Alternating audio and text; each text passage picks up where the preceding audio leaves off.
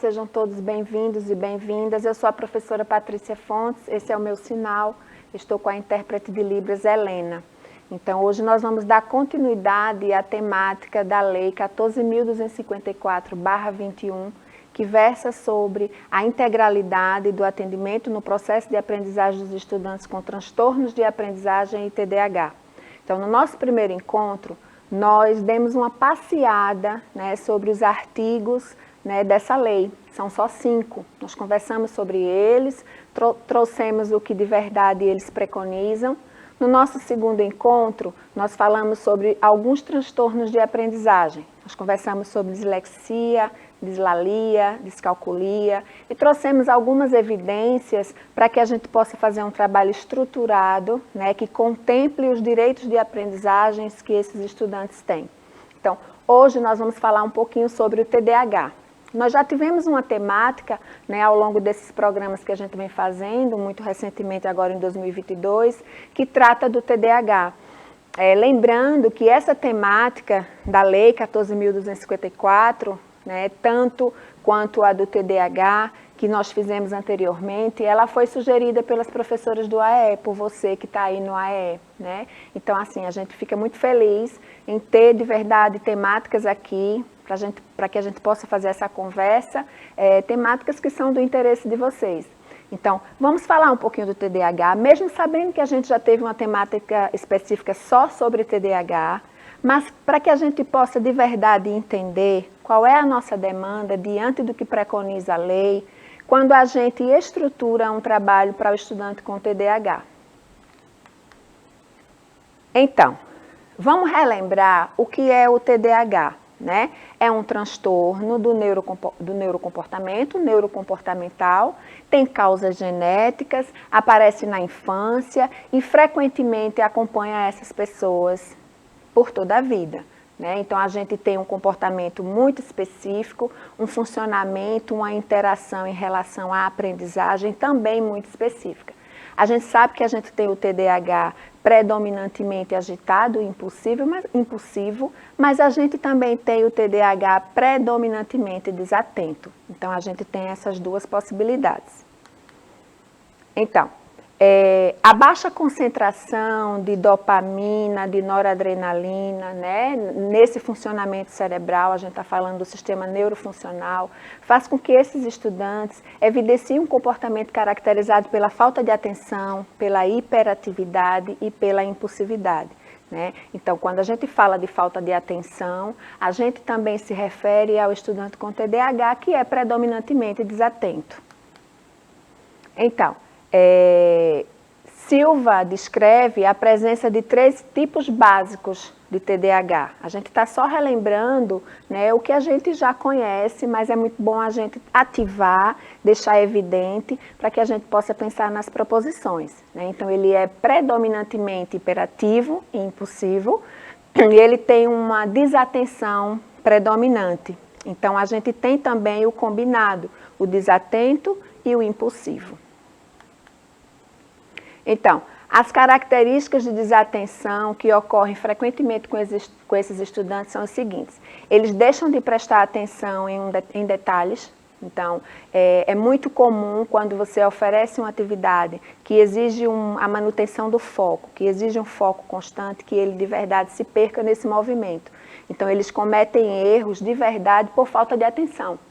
Então, eles não conseguem manter o foco e aí a resposta que eles dão em relação à atividade é uma resposta precária, porque justamente não houve a integração com o que a atividade está exigindo e com o que foi proposto, e também geralmente não há a percepção dos comandos e das orientações. É muito comum a gente dar um comando de forma muito detalhada, muito minuciosa, e esse estudante não conseguir de verdade perceber os detalhes, as características desse comando que foi dado. Então, a dificuldade para manter a atenção. Então, veja, se a gente está falando de um estudante impulsivo e agitado, obviamente que vai ser um desafio muito grande para ele manter a atenção. E aí é quando a gente fala da importância das atividades que estimulam a manutenção do foco. por que não lembrar do nosso tão conhecido, né, quebra-cabeça?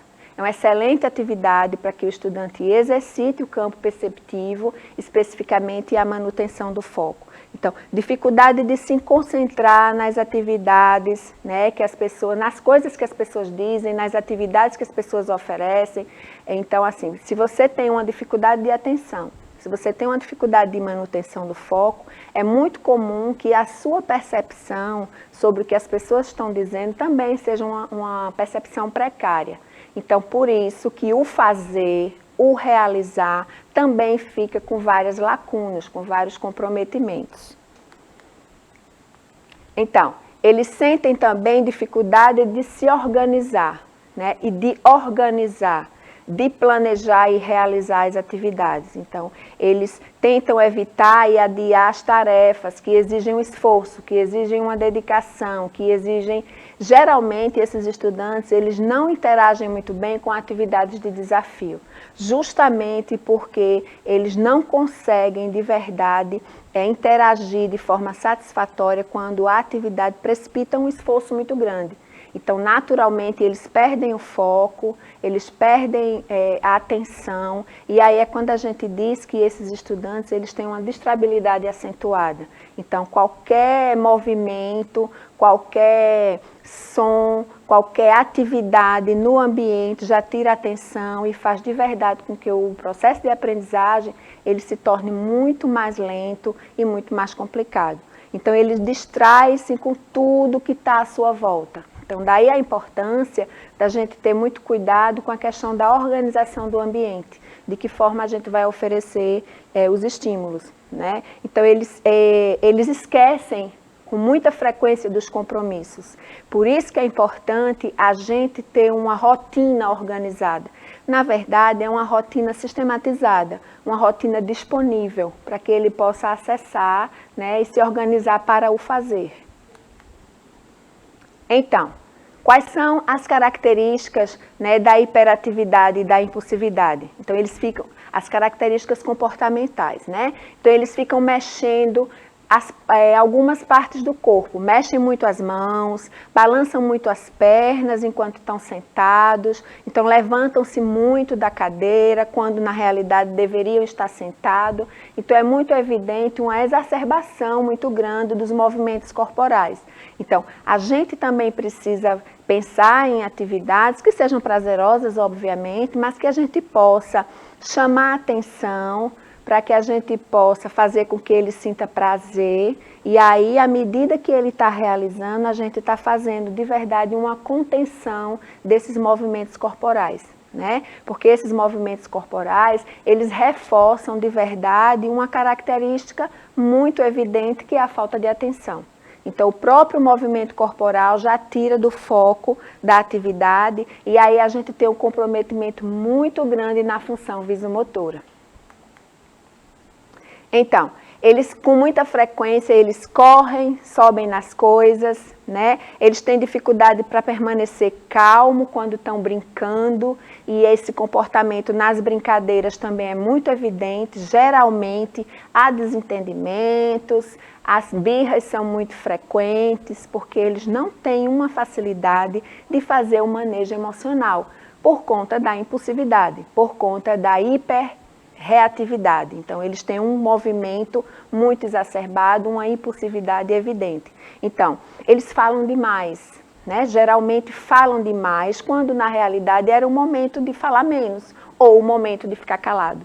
E aí a gente chama atenção para algo que é muito importante no processo de aprendizagem, que é a escuta, né? Se você não consegue escutar, se você está o tempo todo falando, você obviamente que vai ter uma quebra, você vai ter uma queda em perceber as orientações, em perceber os comandos. A gente sabe que quando a gente escuta, a gente aprende. Então, os estudantes com TDAH, eles têm essa dificuldade muito evidente. Então, eles respondem antes que a pessoa termine o questionamento, né? Então, antes de você terminar a pergunta, eles já estão, né, no movimento de responder, sem de verdade perceber o que realmente você quer. Então, essa calma nesse movimento precisa ser construída. E aí, quando a gente volta lá para a lei, que a gente entende que é necessário a gente incluir esses estudantes, fazer com que eles estejam se desenvolvendo no ambiente de aprendizagem escolar, a gente precisa prestar atenção nesses detalhes. Porque na hora que a gente for separar as estratégias e perceber os recursos, essas características precisam estar muito claras para que a gente monte, para que a gente faça um trabalho de verdade relevante para eles. Então, eles interrompem a fala, né? Então, imagine você dando uma orientação, você explicando uma atividade, qual é o passo a passo, qual é o roteiro, né, que aquela atividade precisa seguir para que ela inicie, para que ela conclua, e esse estudante de verdade te interrompendo o tempo todo. Então, há uma quebra de verdade de ritmo, tanto para o profissional, para o professor, e para ele, na verdade, que não consegue concluir, né, a sua organização do pensamento para organizar, para realizar a atividade. Então, veja, a gente trouxe no nosso primeiro momento, vamos fazer vamos recapitular o que a gente conversou até agora, né? A gente trouxe as informações sobre a Lei 14.254/21, que é uma lei recente, que foi instituída no dia 30/11 de novembro agora de 2021. É uma lei onde todos os sistemas de ensino precisam se adequar, né? A gente precisa de verdade estar antenado com essa configuração, que é uma configuração importante para o nosso trabalho na sala de recursos multifuncionais. Então, no nosso primeiro encontro, vocês podem voltar lá para ver, no nosso primeiro dia da temática, nós falamos sobre a configuração dessa lei. Então, nós conversamos sobre cada artigo, né, para que a gente entenda o que é a demanda do nosso fazer pedagógico no contexto escolar, quando a gente considera que a lei está posta. Quando a gente considera de verdade o que versa essa lei, o que ela traz para a gente de indicativo, para que a gente possa fazer as adaptações e as adequações pedagógicas. No nosso segundo momento, nós falamos sobre os transtornos de aprendizagem, né, que precisam ser contemplados no atendimento especializado no que se refere à lei, o que preconiza a lei. Então, nós falamos de dislexia, nós falamos de descalculia, nós falamos de dislalia, disgrafia, né? E nós trouxemos as evidências para que vocês identifiquem no contexto escolar, né, e construam as hipóteses diagnósticas para que a gente estruture o nosso trabalho. Então, está lá o conceito de disgrafia e as evidências desse transtorno de aprendizagem. Hoje, no nosso último dia da temática, nós falamos sobre o TDAH. Né? Que é um transtorno muito específico, que exige da gente adaptações importantes, não só de recursos e de estratégias, mas que é para que a gente possa de verdade perceber o comportamento desse estudante, entender o funcionamento dele, quais as necessidades que ele tem de acolhimento, não só do fazer pedagógico, né? Não só quando a gente pensa em operacionalizar, mas quando a gente pensa também em acolher. Lembra que lá na lei a gente fala do atendimento integral, do acolhimento integral desse estudante. E a gente está falando de um ser que é bio, psico, social, espiritual e cultural. Então a gente não vai só adaptar materiais, mas a gente precisa pensar em acolhimento. Então, eu espero sinceramente que vocês tenham gostado dessa temática. Fico feliz que essa temática tenha sido sugerida por vocês. Né? Vocês que enviaram para a gente a solicitação para a gente conversar sobre a lei. Então, voltem lá, vejam os programas com calma, vejam as evidências desses estudantes, estruturem estratégias, pensem em estratégias, selecionem os recursos pertinentes para que esse estudante seja respeitado, entendido e acolhido no ambiente escolar. Chamo a atenção que esse material também precisa ser percebido pelas famílias. Né? Muitas vezes naquelas evidências que eu coloquei lá, as famílias identificam em casa quando estão fazendo as atividades. Então voltem lá, vejam o que é que o filho de vocês estão apresentando na hora de fazer a tarefa de casa. E aí a gente faz essa união, uma união cooperativa, né, para que o estudante realmente se desenvolva. Então espero vocês para a próxima temática, espero que vocês tenham gostado. Tchau, tchau.